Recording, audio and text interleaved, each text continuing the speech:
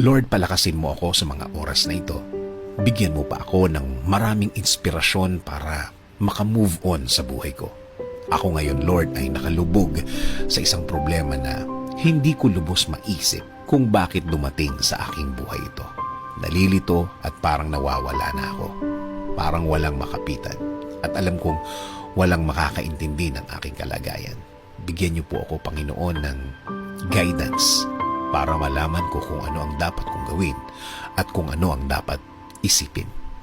Ibigay niyo po sa aking daan ang mga taong tutulong sa akin at maging tamang impluensya sa aking buhay. Taong nakareceive na din ng inyong pagpapala at ng inyong guidance at patuloy na nabubuhay ng tama na ayon sa inyong kalooban, Panginoon. Huwag niyo pong hayaan din na grabing maapektuhan ang aking pamilya. Spare them from hurt. Patuloy niyo po silang protektahan. Patuloy niyo po silang i-lead sa tama at patuloy niyo silang alagaan, Lord. Alam ko, Lord, na nakikita niyo ang aking kalagayan. Nakikita niyo po kung paano ako nahihirapan. Huwag niyo po sanang hayaan na magtuloy-tuloy ang aking nararanasan, Panginoon.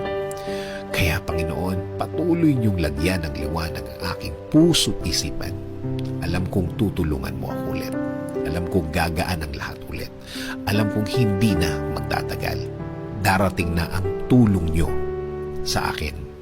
Dasal ko, Lord, na patuloy mo akong bigyan ng lakas para sa araw-araw. Para mas maharap ko ang mga problemang ito. Bigyan mo ko ng talino para mas alam ko kung ano ang gagawin sa problemang ito.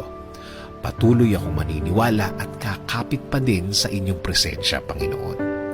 Kakapit sa pangako po ninyo na lagi kayong andyan para sa akin at sa aking pamilya. Magpo-focus ako sa inyong pagmamahal sa akin dahil alam ko na kapakanan ko pa rin ang mangingibabaw sa bawat mahirap na sitwasyon sa aking buhay. Maraming salamat sa inyong kabaitan. Maraming salamat sa inyong biyaya. Maraming salamat sa ibibigay mong lakas at talino sa akin, Lord. Alam ko na lalakas na ako at tatalino sa mga araw at linggo na darating sa aking buhay. Itinataas ko din po ang aking bayan, Panginoon. Bigyan niyo po ng guidance at inspirasyon ng Pilipinas at mga Pilipino ngayon dito po sa aming bayan at mga Pilipino sa ibang bansa. In Jesus' name I pray. Amen. Sabi sa Psalm 46:1-3, God is our refuge and strength, an ever-present help in trouble. Therefore, we will not fear, though the earth give way and the mountains fall into the heart of the sea, though its waters roar and foam and the mountains quake with their surging.